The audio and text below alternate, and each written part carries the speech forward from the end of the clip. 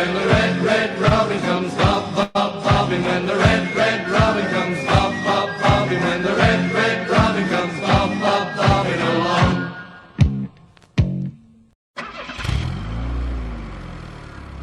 The Robin Pod is powered by Budget Tyres Auto Centre.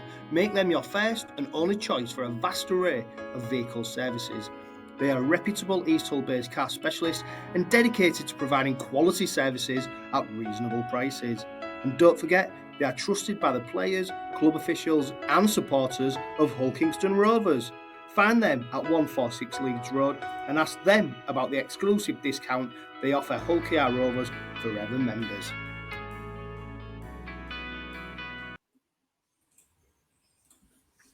Hello and welcome to this week's edition of the Robin Pod, your go-to podcast for all things Hull Kingston Rovers. This week we'll be looking back at that impressive 34-10 victory over Wakefield Trinity at Sewell Group Craven Park.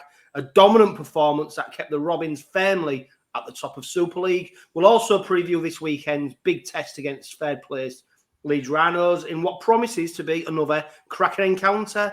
Plus, we're joined by Steve Till for this week's Robins Revisited segment, so don't miss that. And we'll also be discussing the outcome of Rhyse Martin's recent disciplinary hearing, as well as Shaun Wane's 32-man England train-on squad announcement, which, of course, features some very familiar names. And, of course, we'll talk about the big news this week, which is Willie Peters being linked with yet another NRL job. Plenty to go through, so smile, settle in, and let's get started on this week's Robin Pod. Graham, welcome to the Robin Pod again. Let's go to that Wakefield game straight away. A 34-10 victory, 12-10 at half-time. It was another game that was tough at stages, but ultimately the Robins prevailed. Yeah, hi, John. I think going into this one, we all expected a challenge, and Wakefield certainly brought that in the first half, given their recent victory over champions Wigan the week before. So we knew going into it that they were going to bring something to challenge us against, and that played out in the first 40 minutes. I thought it was a pretty even contest. I thought our attack was clunky, probably is a fair way to put it, and we didn't sparkle, although we scored a couple of good tries, but likewise, uncharacteristically, let a couple of tries in the first half for us. So yeah, 12-10 at half time, and it was there in the balance to be had, I think, at half time. But did you ever see Wakefield? Did you ever think? Because obviously, yeah, it was a tough first half, wasn't it? You can't deny it. And we came up with some players that weren't great. Wakefield scored a couple of tries where they've moved our defence about, but I don't know. I'm getting to the point now where even at 12-10 after a close first half, I'm expecting the Robins to kick on in another gear. I'm not expecting Wakefield to get better. I'm expecting us to raise the level. And to be fair, I think we've done that at every point this season where we've needed to step up a gear. We have. And then obviously then the points have followed that. Yeah, exactly the same mindset, John. I'm now of the thinking, like you, that when games are like this, the opposition have played their best. We haven't. They haven't got much more they can offer us that we haven't seen in the first half, whereas we've got lots to offer. Yeah. So I'm in the thinking now that if we are going in a couple of points behind or even at half time, I've got every confidence that we can turn it around. And that's a really weird feeling we've the amount of time we've supported Rovers, and you've not felt like that going into games that we're lucky to be 2 points behind or we're just squeaking it, but you're never really sure. But now with this team and this attitude and ethos that they've got built up over the last 2 or 3 years, like you, I'm going in thinking we've got much more to give in there, and if we play, they ain't going to live with us, and that played out in the first part of the second half that made it a probably more comfortable victory, just purely looking at the scoreline at 80 minutes than the halftime score would have suggested.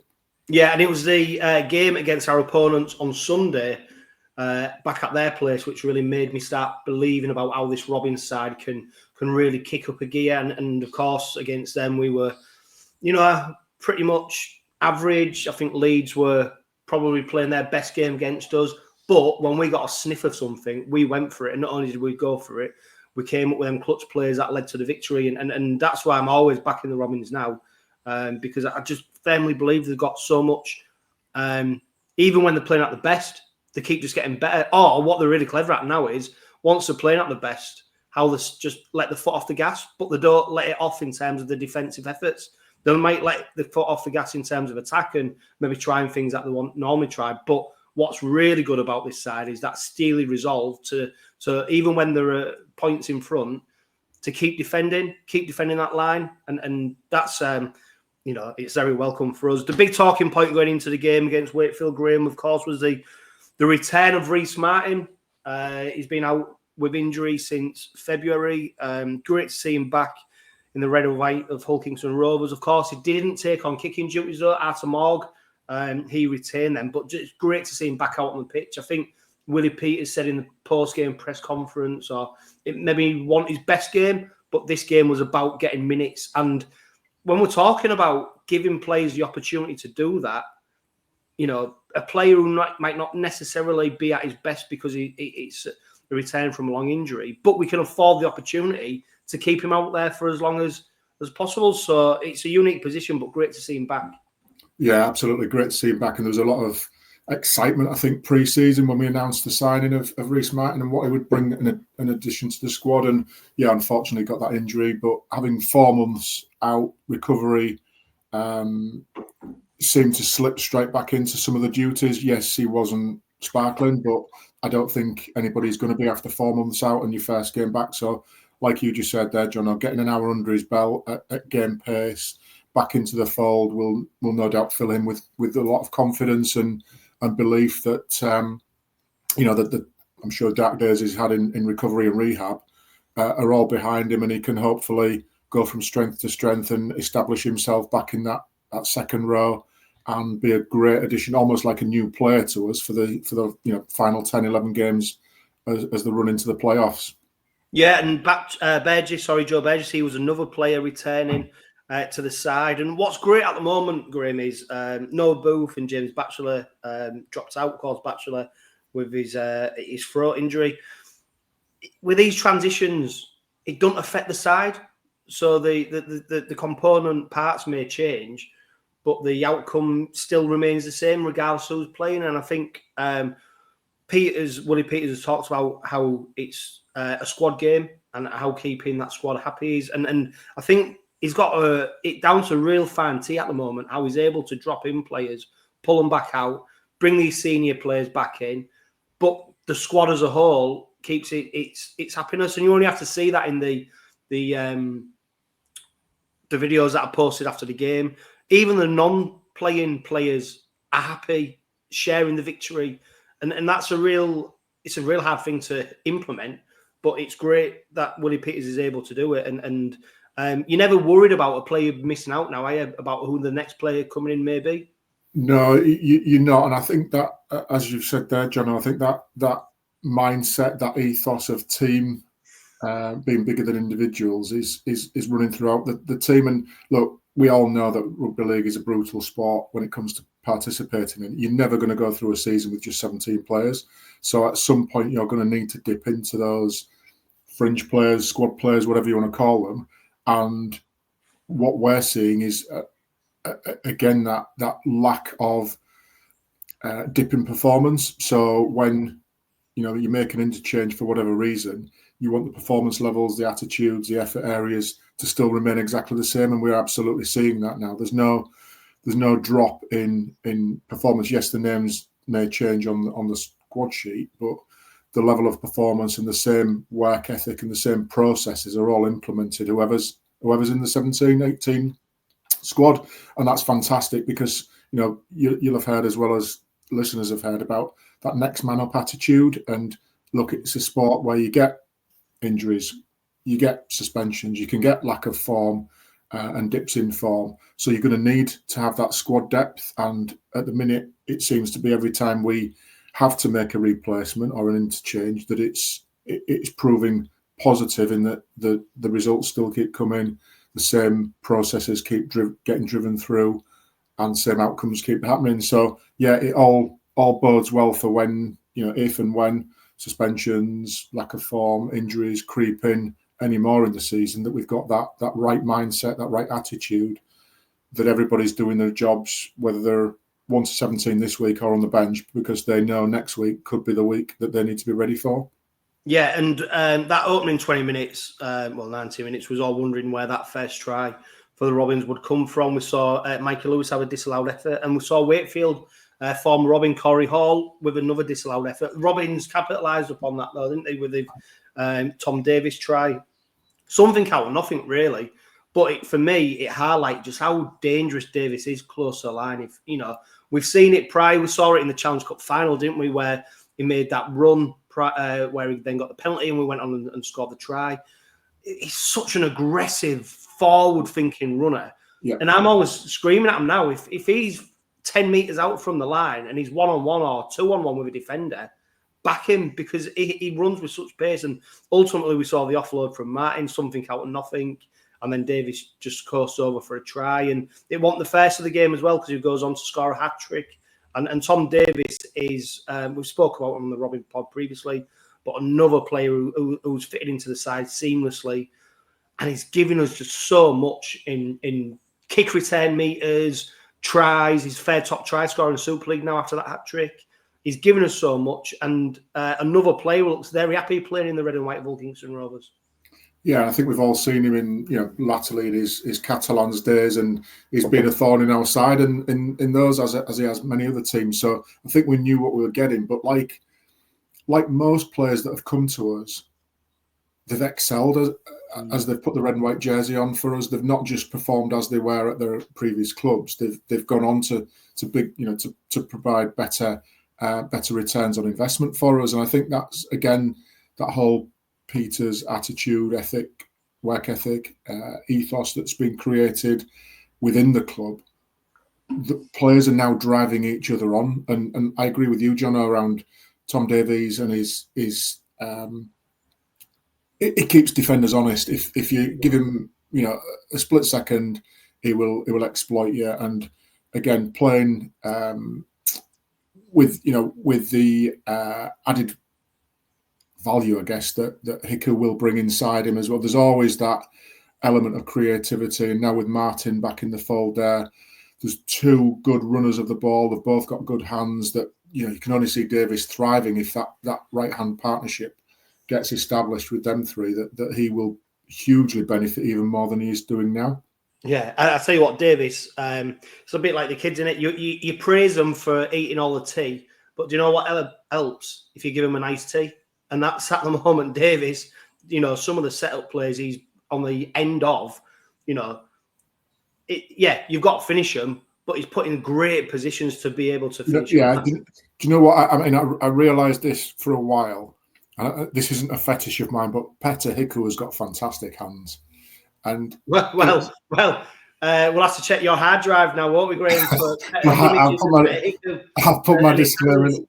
You watch some of the assists that come from 𝗏𝗏𝗂𝗏𝗏 and the soft hands that he's got to catch and pass in an instant, or the ones that come out the back door.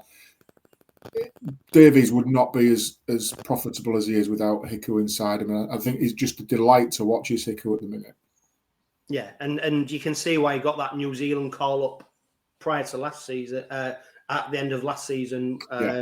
Because he's playing some sparkling rugby league and he's injury free. He plays hard, he tackles hard, he runs hard, and he's got the magic. You don't know when that offload's coming, do you? So as much as he's got soft hands, he's also got the ability to put it out back. And we saw that, of course, with Davies. Second try, didn't we? That offload from 𝗂𝗂𝗏𝗏𝗏𝗏, what he gave him.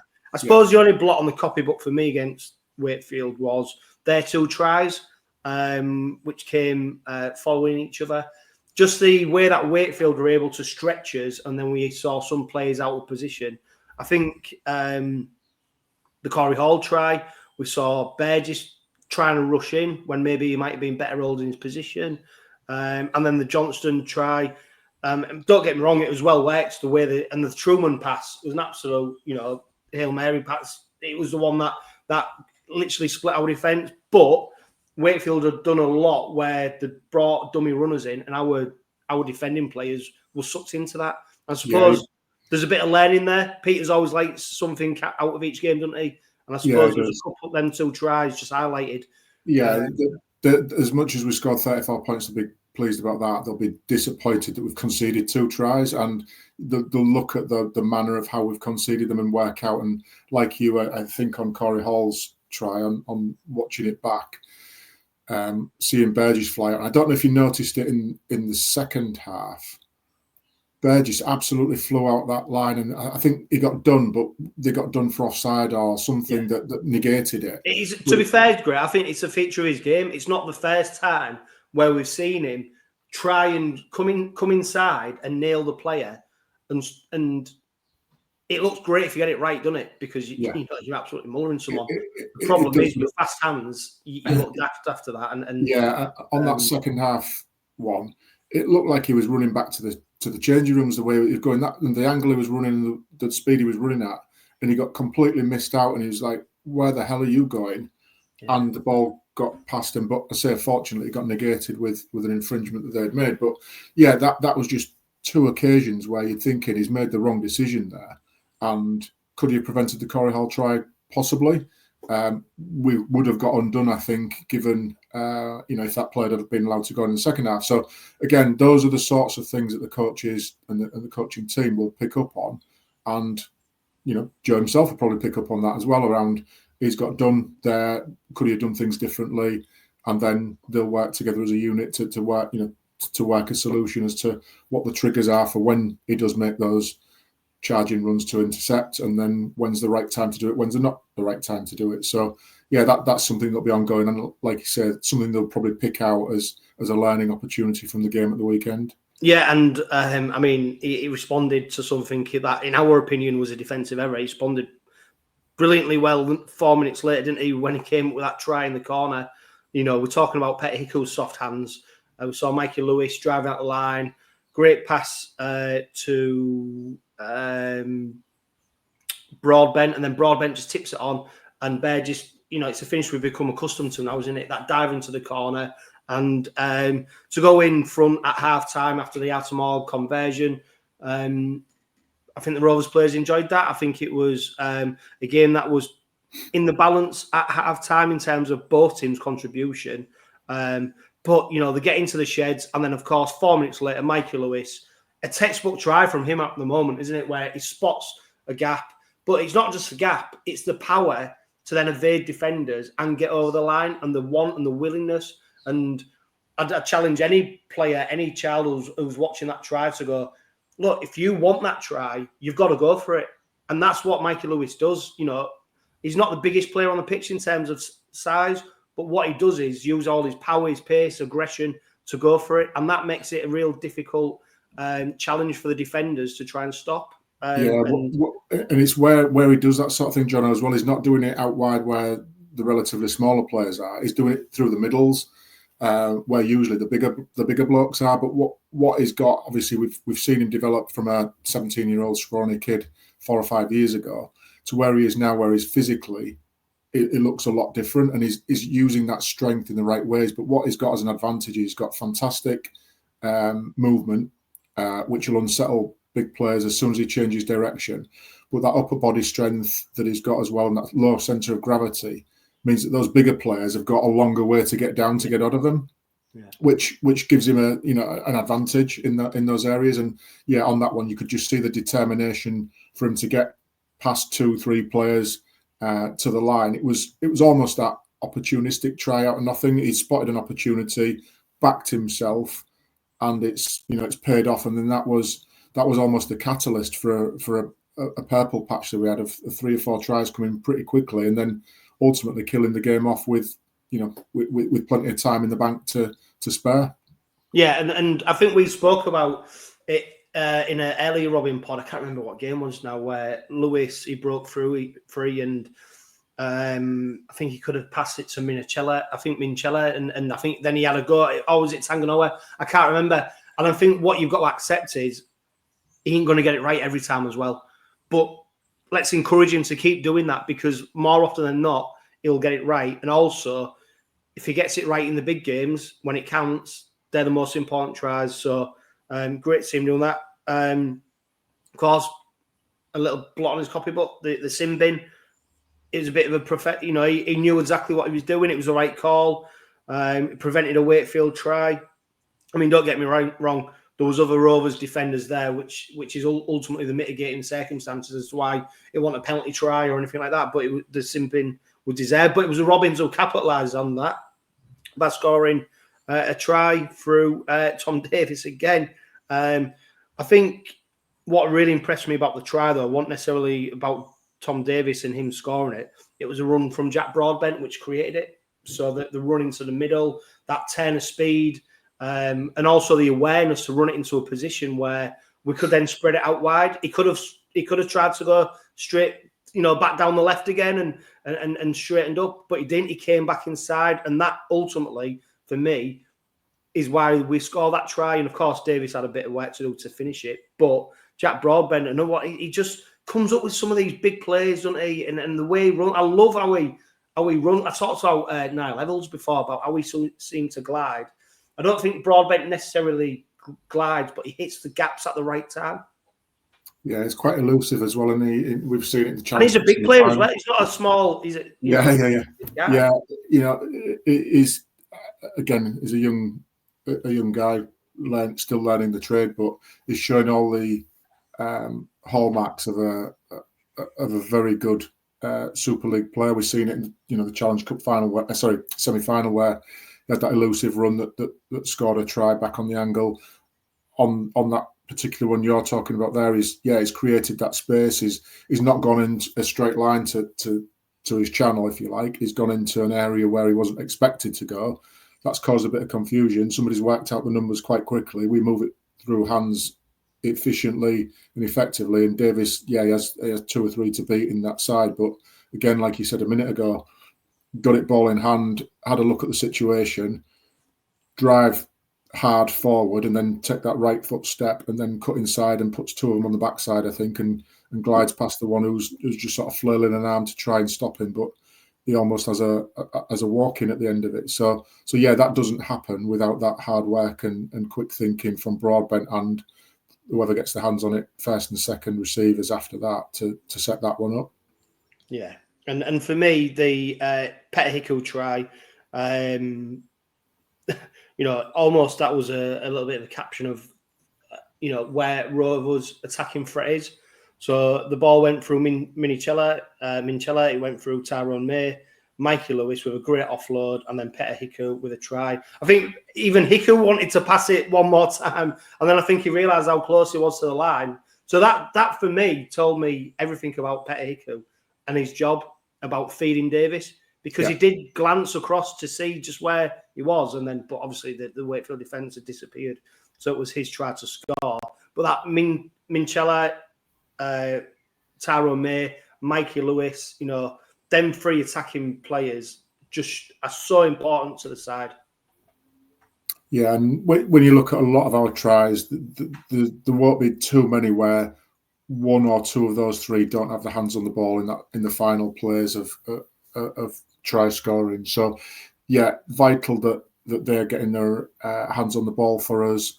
And again, it's one of those ones where I keep going back to Tyrone May, and some people are quite critical because he's not, vocal, or doesn't appear to be vocal on there. But when you see him close up and watch playbacks, he's the one doing the talking, he's organising. I love watching Tyrone May play, and when he gets his hand on the ball, things start to happen. Does he get it right all the time? No, he doesn't.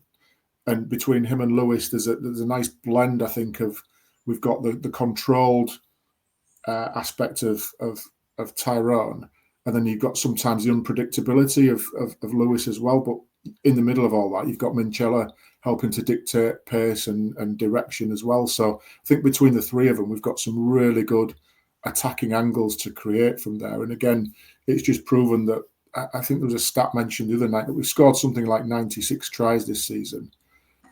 Leeds Rhinos, finishing in 5th or 6th place last year, scored that all season. and we've scored it in 16 rounds.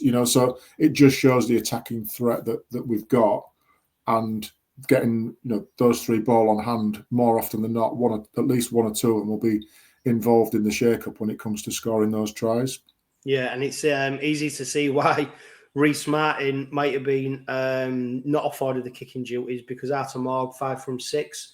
The last one that he missed it both posts. Any other day that could have gone over. I mean, what a player. He just fitted into the side absolutely. Seems he offers so much in attack. Kick with 10 metres. Another player who's just seems to be thriving in the environment that's been created and the team, that's been there. But it's going to be very hard, I think, for Rhyse Martin to take the kicking duties off Morg at the moment. And Willie Peters, in a few weeks' time, might have a difficult decision to make. But at the moment, I'm guessing it's Morg's to lose, isn't it? Yeah, I think that there's nothing wrong with it at the minute. So why put any extra burden on Martin? For me, Martin's job is to get his minutes up, to concentrate on the fundamentals of the game, getting himself, battle hardened again, concentrate on learning, relearning his position and the people he's playing with, getting all those combinations right. The kicking will take care of itself with 𝗬𝗏𝗏. He's operating at about 81-82% consistency. There's no need to change that at all. You might still get 81-82% consistency with Rhyse Martin. So why put any extra pressure if it's on the same leg as well? Even if it's a standing leg, that's the one that's coming back from. It's still going to be an extra pressure on it that isn't needed. So just concentrate on building it back up, and then look, pre-season, have a kick off and decide who's going to be kicking next season. But at the minute, unless it's broke with Morg, no need to change it at all. Yeah, and I think what's telling about that is this isn't a player who's maybe doing better with his kicking than people might have thought. The stats back him up over his career. So, the fact we've got 2 kickers, let alone then Mikey Lewis, who scored the winning conversion in the Challenge Cup final, back in the... kicking used to be such a problem for us, isn't it? Where we've got an embarrassment of riches there. So, some big milestones from that game. 500 points for Mikey Lewis. In the red and white Hull Kingston Rovers. It's our best ever start to the season.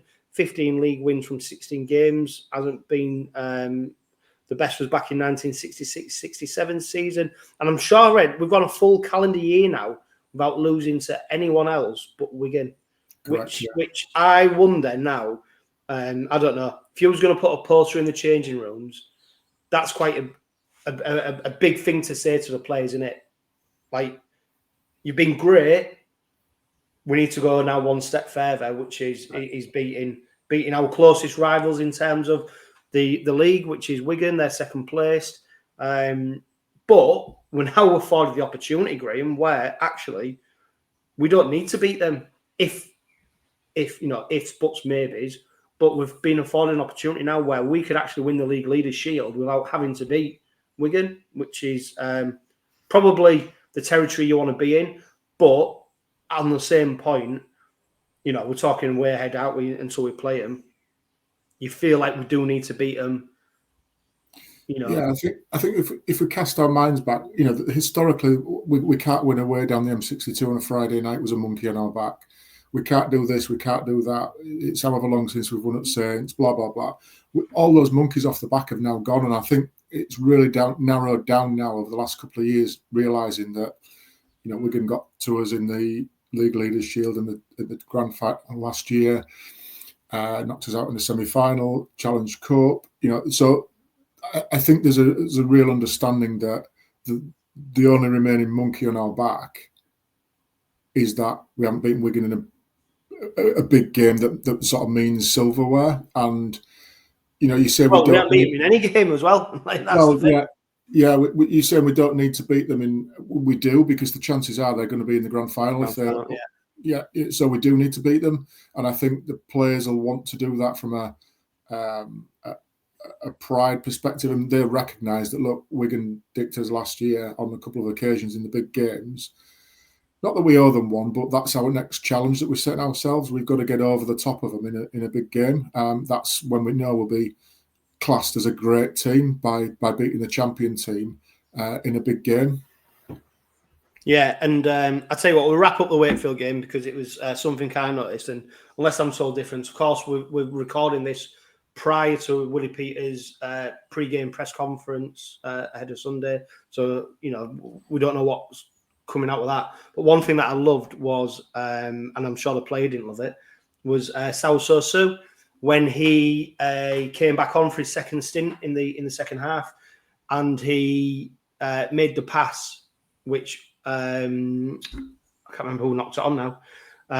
He was running, and then he got hooked straight away for making that pass. I think normally he did an 11-minute stint. Normally he's doing 22 minutes in his stints that he does, and it was very telling that after he did that pass and it resulted in a knock-on. People in the comments, please, I can't remember off the top of my head now who knocked it on, but it wasn't his fault that he knocked it on, because normally when you expect 𝗀𝘍𝗍𝗍 to get the ball, his job is to run straight, get into the collision. If there's an opportunity to offload it, but if not, you wrap it up. And he ran and he passed it at the line, and he was off as soon as that Jack Brown came on. And I just thought that is the ruthlessness of Willie Peters, because there's no doubt as well these players are close to Willie Peters, like especially Sue.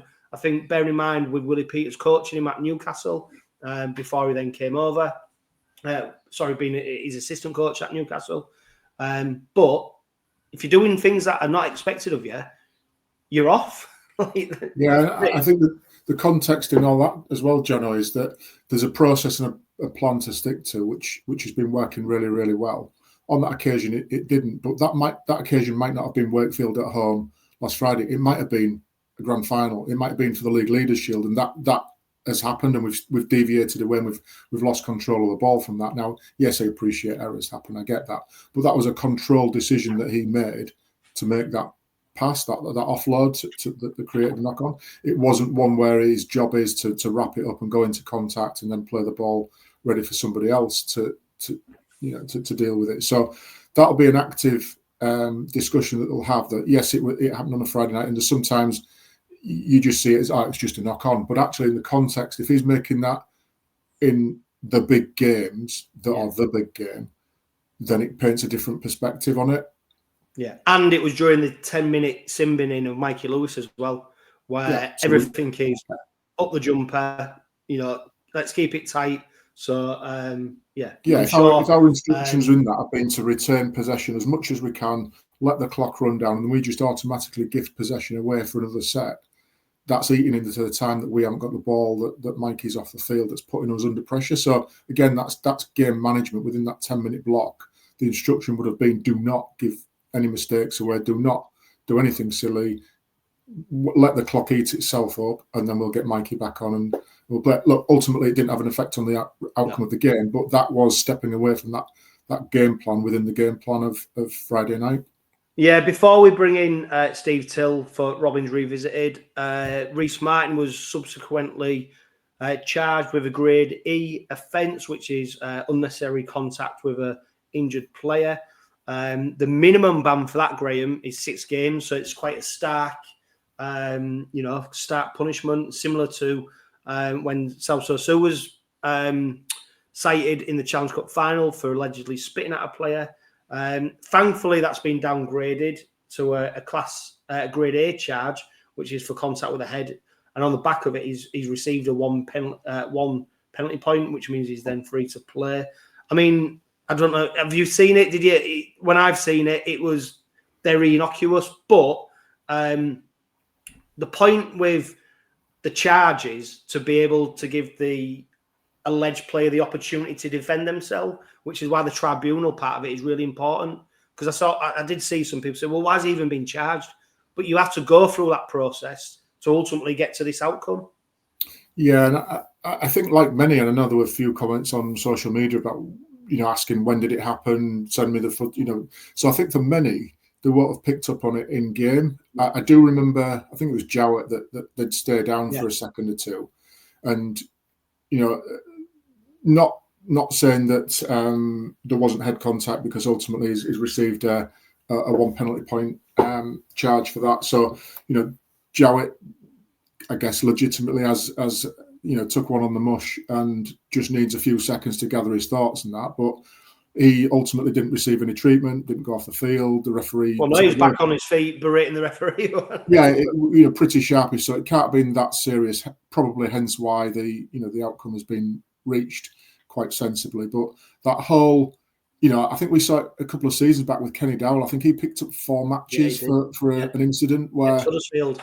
Yeah, where he sort of half lifted up the player who was down as injured, and I think the rules say it's injured or appears to be injured. Now, again, Jowett, I'd use the words appears to be injured on that situation where he was sort of gathering his thoughts after that knock on the head.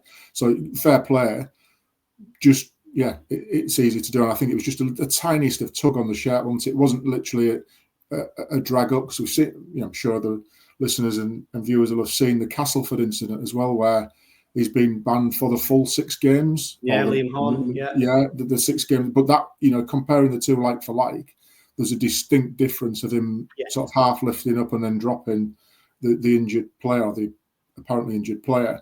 So there's a whole difference of opinion on what constitutes it. But I guess it's so difficult in that heat of the moment when somebody just needs a second to get up because they're winded or they've had a little bit of a bash on the head and they just want to, as I say, gather those thoughts. As a player, you're just thinking, come on and get up, play on, let's get on with the game. And it's so frustrating to sort of see them, some have called it feigning injury before and seeking to gain advantages because of that, which, look, I'm sure there are incidents of that in the game, and it's not something we want to see coming into our game too much at all, because I think it devalues it massively. Like we see in football, it's really frustrating when they go down and roll around for this, that, and the other, and then as soon as the referee's whistle goes for the free kick, they're up and as sprightly as anything. So we definitely don't want to see that. But I think as a fan, you might not appreciate the actual impact that's happened, 40, 50, 60, 70 metres away from where you're viewing it, and think the player is feigning that injury. And look, on some occasions they may be, but I think genuinely most players are honest. And if they do take a second or two to get back up, it is because they have had a knock genuinely. And then, obviously the right medical attention needs to be taken care of to make sure that their welfare is first and foremost on all of this. Yeah, definitely. Eric Dorrow, he's gone to back to his former club, the Bradford Bulls, on a 2-week loan. Of course, someone who's featured for the Robins so far, a player that many supporters are desperate to see get more game time. So who knows where this may lead to in terms of his first team opportunities. Hopefully, it means that we're going to see a lot more of him come the back end of the season. Before we talk about Shaun Wane's England squad, I caught up earlier with Steve Till for Robins Revisited.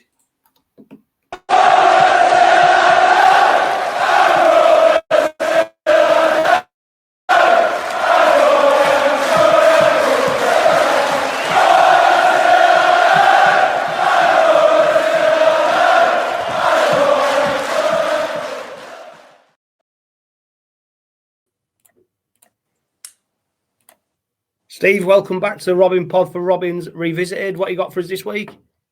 I've got a rare double. When I say a rare double, it was at the time. Rovers had never got the double over Leeds since 1986. But we're going to jump forward to 2010 when the Robins, coached by Justin Morgan, they faced the Leeds team in the first match in March that perhaps had their eyes more on the World Club Challenge. And the league position of Leeds at that time, I think they'd lost about 3 or 4 on the trot before they played Rovers. Anyway, came to Headingley, and Rovers fans were there in their numbers.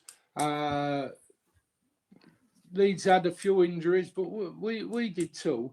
But it was Leeds who scored first when Jamie Jones-Buchanan charged down Michael Dobson's kick. The lead didn't last long, though, with Chris Wellham putting Liam Colburn in the corner for a typical centre winger try. And then came the try of the game. Clint Newton offloaded just inside Rovers' half. He offloaded to Jake Webster, who beat Keith Senior.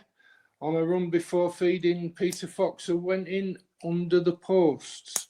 So we could have had a third try soon after, but it was a Dobson intercepted 5 yards from his own line and looked clear, but there was none other than Rob Burrow chasing him down, and he got to him 20 metres out. That was a great tackle. I remember at the time thinking, where did he come from? You know, but although that only delayed the inevitable when Dobson chip over was touched down by Sean Briscoe. So it was 6-16 at the break. It became 10-16 when Keith Senior went over in the corner, but Dobson sealed things with a drop goal to make it Rovers 25, Leeds 10. And it was a game that Justin Morgan, my old mate Justin, commented on. He was thrilled with the victory, saying that was the best defensive display. Leeds threw everything at us, and it was the best defensive display for a long time. So that was the first part of the double. Come later in the year, July, and Rovers completed it with a 25-6 victory, with both Bens scoring tries, Ben Galea and Ben Fisher. Peter Fox, he went over, and it was an 18-0 lead at half-time. 18-0 lead. Leeds scored, but a Dobson drop goal just eased Rovers' pressures, and Rovers went on to win 25-6. It was another great performance. It was really marked by, believe it or not, Ryan Hall. He crossed the line twice and dropped the ball both times, and it was good on the referee 𝗀𝗲𝗋𝗆𝗆. The first one that looked dodgy, but he went to the screen and it was proved that Hall had knocked on. And then the second time, he just dead set dropped the ball over the line. So that gave us a mighty double over Leeds, something which the Craven Park faithful will never forget. And there'll be many people who, you know, are much younger than me, but they'll remember that double. Maybe you will, Jono. I don't know.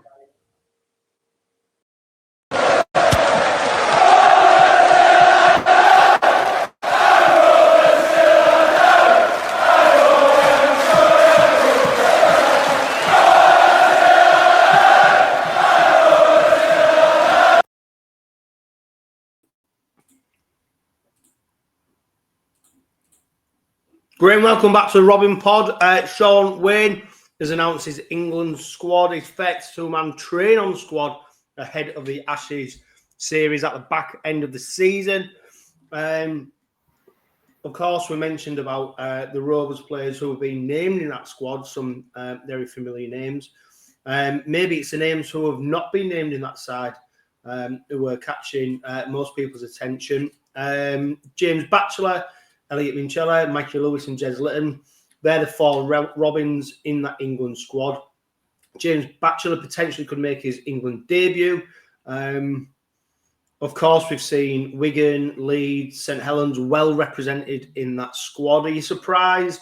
Well, first of all, Graham, congratulations James Batchelor, Elliot Minchella, Michael Lewis and Jez Litton for being named in the England squad. Of course, Elliot, Mikey and Jez have featured before. They played for the England Knights.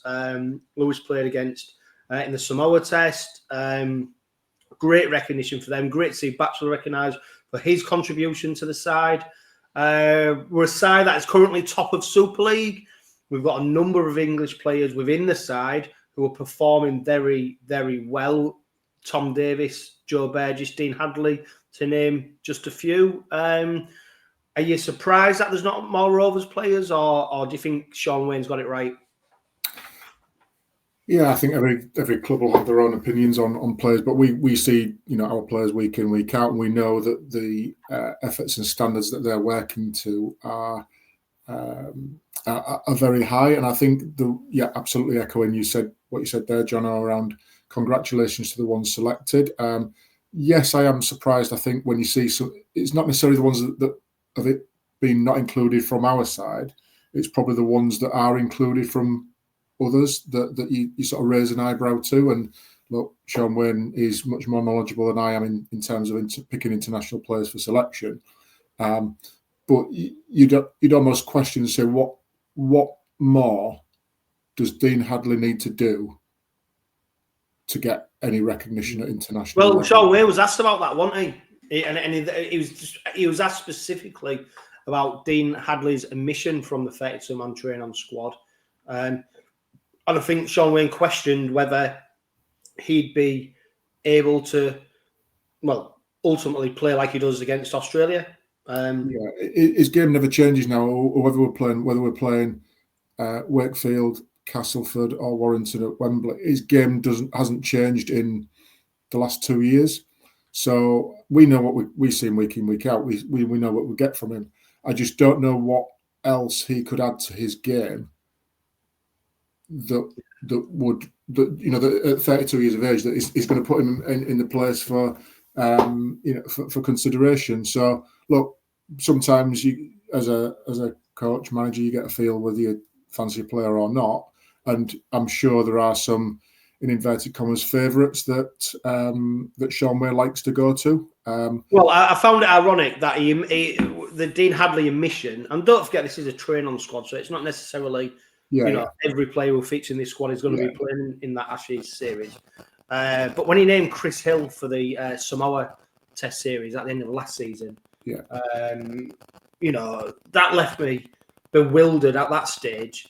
Let alone the fact that he's now, questioning a player potentially who's in the prime. Do you know what? I think Dean Hadley would say to himself, who's in the prime of his career. Not often players get to the age that Dean Hadley has got to and are actually playing the best rugby league. You only have to look at the minutes he did against Wakefield. Not only did he do big minutes, put big tackles in, he's transitioning from prop to second row. His utility value is immense.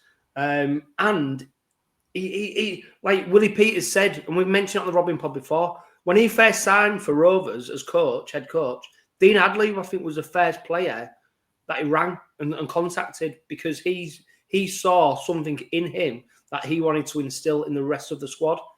Yeah. Now, who are we to call Shaun Wane the England coach, because ultimately his neck's on the line, innit, if he gets it wrong. But I do think it's not necessarily just about the players on the pitch. As daft as that sounds, it is about the whole squad environment, what players bring. And there's no doubt Hadley is respected by his peers, not just at Hull Kingston Rovers, but probably by a great number of other players playing opposing players. And I think that is a bit short-sighted for me. Another player, Graham, who I think should have been a shoehorn in that side is Jack Broadbent. I think his utility, for me, at the moment, he's Rovers Player of the Year. I think what he's brought, the challenges he's faced, how he stood up to them in terms of selection, playing different roles, but then also being able to come up with the performances he does in them positions. For me, his utility value, his performance at that level, I think he should be shoehorned. Davis Burgess, I can understand. We talked about Burgess' defence. Would that stand up to an Australian side? Who knows? Davis, he's got a job to do in terms of turning Shaun Wane's head, because if he keeps scoring like he does and he keeps coming up with the performances that he does, it's hard to ignore him. Yeah, and I agree. I think there's cases for and cases against lots of players to be included or not. And yes, it's the train-on squad. I get that, and it's not the polished article. They won't release I think it's a 24-man squad they're working with. They don't do that until grand final week. So there's plenty of time for people to dip in and out of form. Also, Graham, don't forget as well, there's no NRL-based players in this squad as well. Yeah.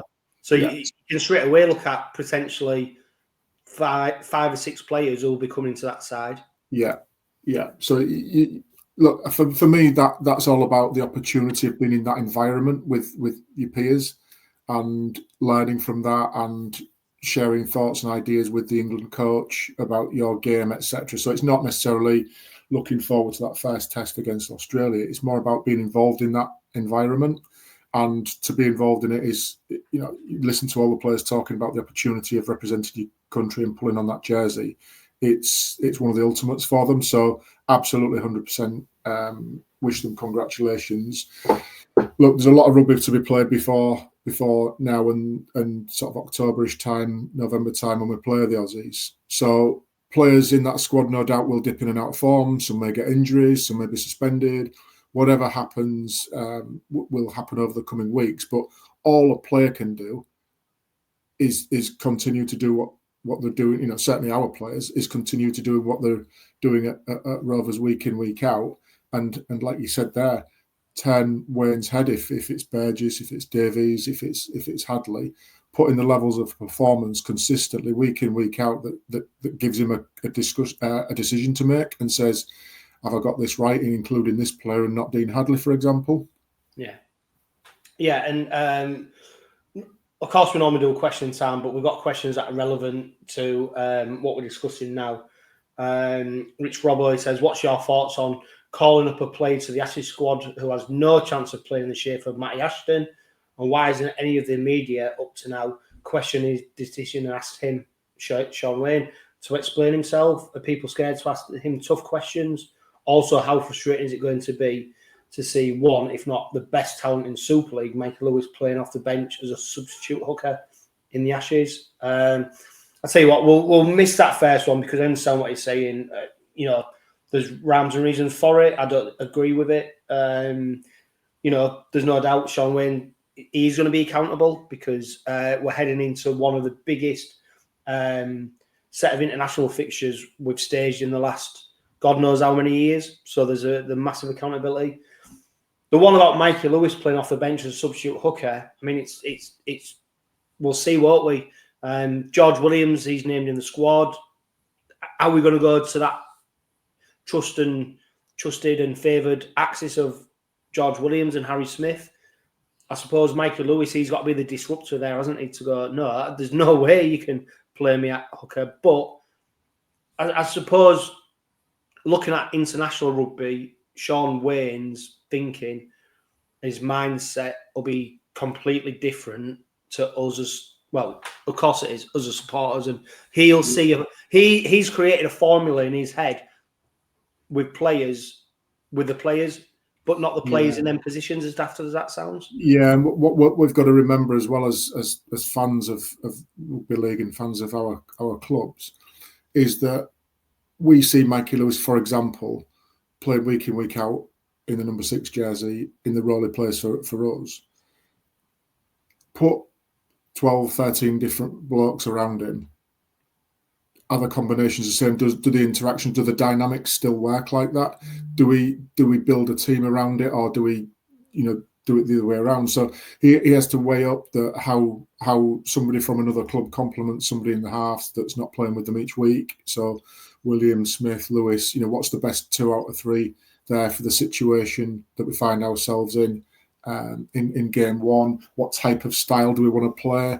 And again, the dynamics, it's not just as easy as go and play your normal game, because you have to adapt to the people playing inside you and outside you, learn how they're going to act and interact with you and you with them, and get it right. Because, as I say, it's going to be totally exposed in terms of playing the best in the world and nowhere to hide with it. So yeah, he's going to be accountable for all that. But there's so much more to it than just presuming that Mikey Lewis will do what Mikey Lewis does for Hull KR and take that form forward. You would expect he'd rock up with that same attitude and try and play that way. But actually, if the way that Mikey plays isn't the way that the rest of the team are playing, it will look very disjointed and it'll look out of place. So there's a whole host of things that have to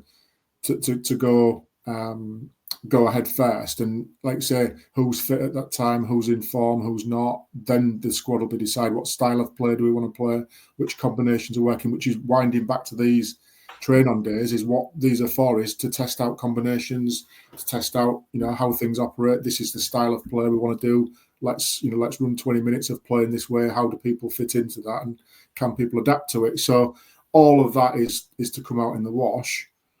But we'll see what happens, and I guess there's nothing we can do on the ground about it. We'll have to trust Shaun Wane's opinion on it, and that he gets it right, because I think we all want to see a really competitive series against the Aussies and showcase where we think Super League is at compared to the NRL, and hopefully it's not as big a gap as it has been in the past.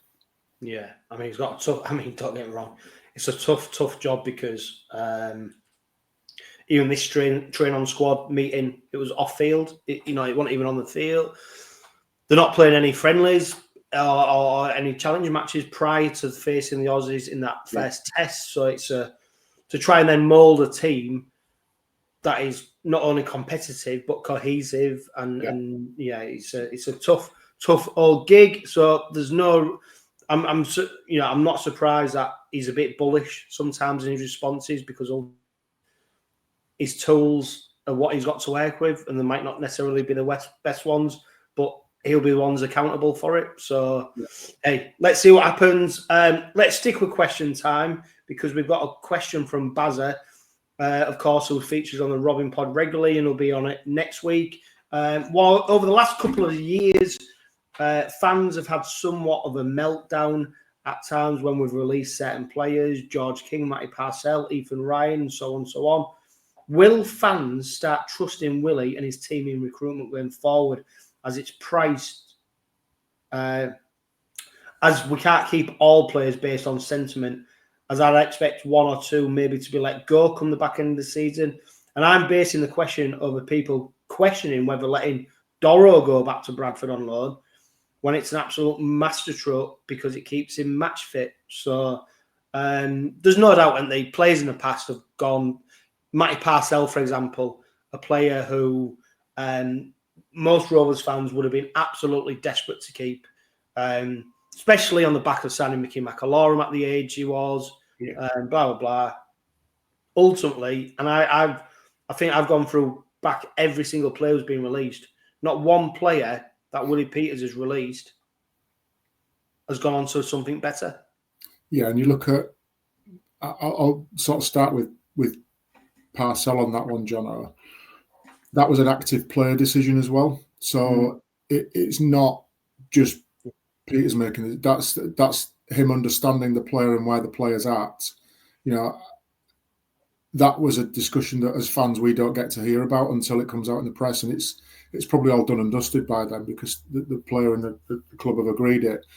But that I'd love to have seen 𝗪𝗂𝗧𝗏 stay another year. But if that was his decision, fine. Have we suffered in the half, in the nines because of it?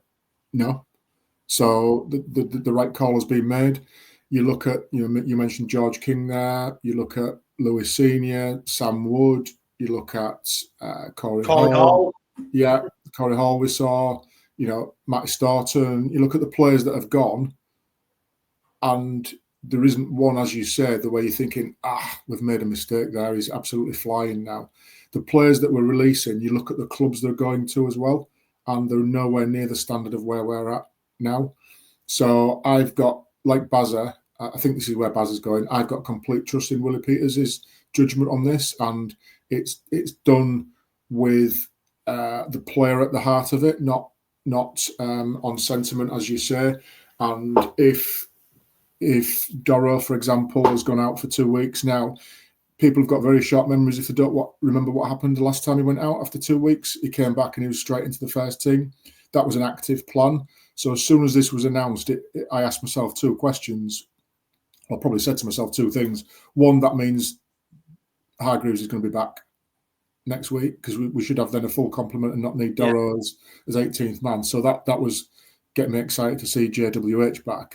But it also threw me the question of, well, last time this happened, it was 2 weeks, and then he came back in and got his debut. Now, I picked up an interesting stat and a fact earlier in the week around these academy lads and the resis. Maybe only play 8 to 10 games a season.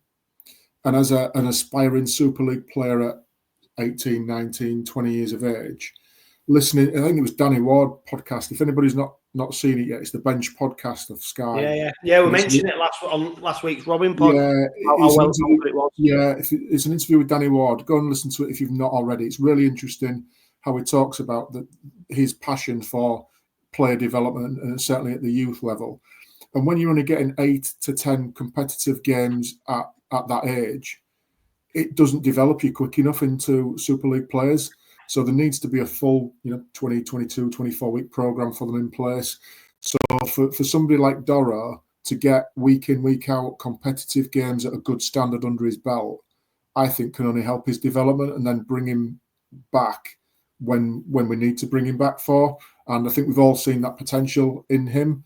And again, keeping him match ready, match fit is going to be of benefit, rather than sticking him in the resis when they might not have a game for 4 weeks, something like that. So why wouldn't you send him out on loan to get those meaningful opportunities under his belt, learn his craft, send him away with a few action points of things to do, things to learn that we want you to bring back when you do come back. And he comes back in a good shape, and, you know, hopefully with minutes in the legs and tackles under his belt, so that if and when we do need him at the back end of the season, he's not just coming off a 4-week layoff. Yeah, let's reel through these. Pato, Neil, who's on Instagram, he's messaged. I tell you what, Neil, I'm going to save yours questions for next week, because I think they're much more prevalent for there. Charlie Macaulay, he's asked us about Davis, Broadbent, and Budger being snubbed from the England camp. We've answered that, so thank you for your question. We've also had Pat O'Connor, probably a stupid question, but have we got any plans to make our stadium bigger? I think if we keep selling it out, it leaves a big question mark over future developments. But don't forget, any major development is hampered by the fact it costs an absolute fortune to do. So it's got to be, any type of that capital investment needs to be vindicated by complete sellouts, waiting lists, membership sales going up, blah, blah, blah, all that. Then we'll give the club the opportunity to explore these options. I think it's no secret that they want to change the West Stand and want to, you know, explore different corporate opportunities and get more people in the stadium. So I think it's a case of watch this space. One word answer, Graham. Gary Lee, he says, is it too early to book grand final hotels? Hashtag asking for a friend. No. Okay, so that leads us on to the fact that Willie Peters was linked with the West Tigers. Benji Marshall under a lot of pressure there. Apparently he's got 10 weeks to save his job. Renowned journalist down in Australia, Phil Ruffield, he put Willie Peters' name into the mix that if Benji Marshall does get sacked, that Willie Peters is a name that should be in the frame. Of course, he was good friends with their CEO, Shane Richardson, due to their time at the Rabbitohs. It's going to be an ongoing, as well as we keep going, Graham, he's going to keep getting linked with jobs down there, isn't it? It's inevitable.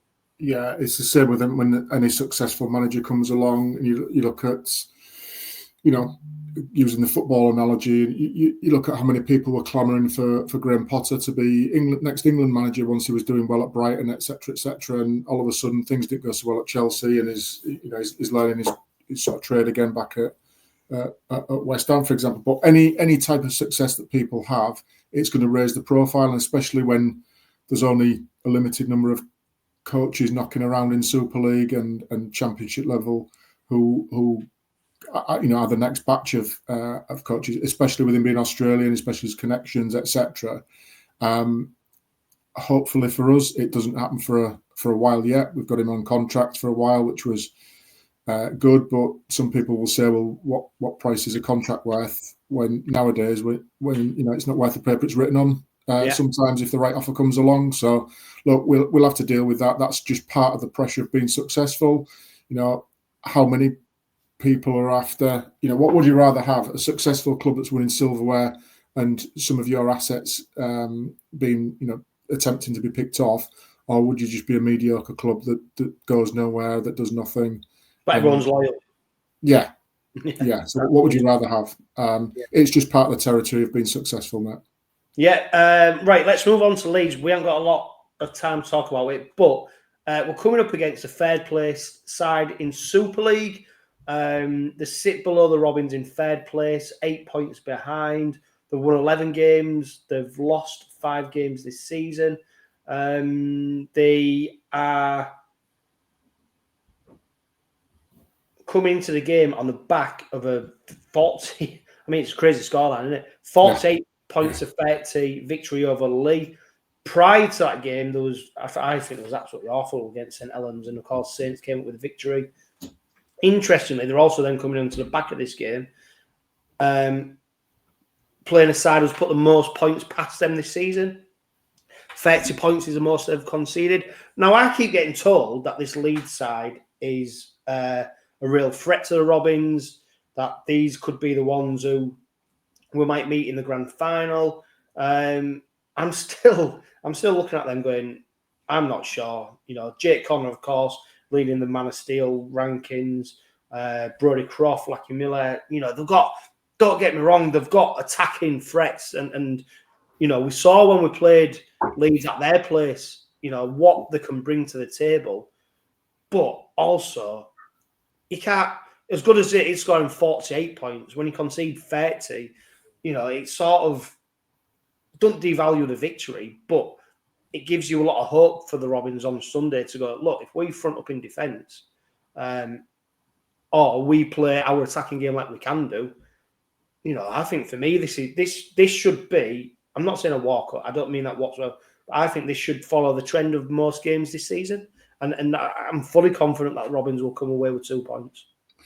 Yeah, I think this is another one, John, where since probably 2 weeks before Wembley, every game has been a big game for various reasons. How many more big games do we? Yeah. So you know, I think we played Warrington 2 weeks before Wembley. That was a big game because it was a showcase. You know, it was a curtain raiser for 2 weeks afterwards. Then it was Saints at home, which was the last one before Wembley, which was a big game because we wanted to maintain our league position but didn't want to get injuries. Then it was the Challenge Cup final, which was a big game. The big game then was the hangover from Wembley against Catalans. And then it was, can we back that up against Castleford? And then the big game is, well, Wakefield have just come off a game against Wigan and knocked the champions over. It's a big game. So we're used to that now.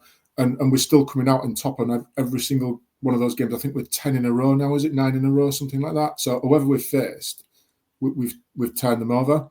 Leeds 2 weeks ago, I think, were awful against, I think it was Saints, wasn't it? Yeah, Saints, it was. Yeah, it was absolutely terrible. Yeah, and then they've backed that up with conceding 30 points against Lee. Now, Lee are a decent attacking side, don't get me wrong, but to concede 30 points in a game and still come away with a victory, there's something not quite right there. It was I think Adrian Lamb called it a weird game or a freak game or something like that. So I can't see them scoring 48 points against us. We're going to be as tight as a drum, I think, defensively as we have been. So I can see us as giving them a challenge there, and have they got then the creativity to unlock that? But also, if they're conceding 30 points against Lee, we're equally as good as Lee, if not better in attack. So there's no reason why we shouldn't be scoring that sort of level of points. Have Leeds got it in them to score 30 points against us, 32 points against us? I don't think so. So if it's played out like that, I think Leeds will give us a game like Wakefield did in patches, but I think we'll be too strong in the end. Yeah, and also, I mean, like I said, we record this prior to the squad news coming out.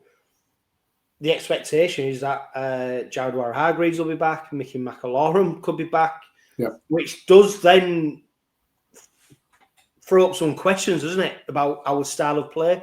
Because, of course, we've seen, for example, Jez Litton take on the number 9 spot and owning it, Bill Leyland playing a supporting role. Do we then revert back to that style of play that we saw at the start of the season and in the Challenge Cup final where Mickey Mack comes on, does a 20-minute, 25-minute stint and we go bum, bum, bum? Or are we going more to Jez Litton's? So there's obviously the squad news will determine what happens, and if Mickey Mack, for example, is not named in the squad, we know how we're going to line up. Jez Litton will be starting, okay. Bill Leyland will play the starting role. It'll be very interesting to see, though, what happens when we see that 21-man squad. If you're listening to this today on Thursday and you see the squad tomorrow, it'll be very interesting to see where we go. But like we said at the start of the podcast, Graham, we're very good at the next cab off the rank comes in, does a job. Like just on the Mickey Mack, Jez, Bill Leyland conundrum, has our level of performance at hooker dropped whichever way we've gone with it? No, is the answer for me. Whether it's Mickey Mack in that first 20-25 minutes or whether it's Jez and Bill combination, it's not changed. we haven't then suddenly been vulnerable down the middle, or we've lacked that dynamic play of the ball, the scoops from dummy out. Nothing's changed in that opinion. So whichever two of the three are in there, for me, it doesn't matter. It will be what it will be. And, as I say, we're recording this on Thursday afternoon. We'll see what Friday brings. But whether it's whichever combination of the two of the three, it doesn't matter. It'll just influence the type of game that we're going to play, because that McIlroy isn't going to be scooting too much from dummy half, and he's going to lock it up for 20-25 minutes in the middle, and then Jez is going to come on and start doing Jez things. So if that's the case, but yeah, we'll see what the squad news brings tomorrow.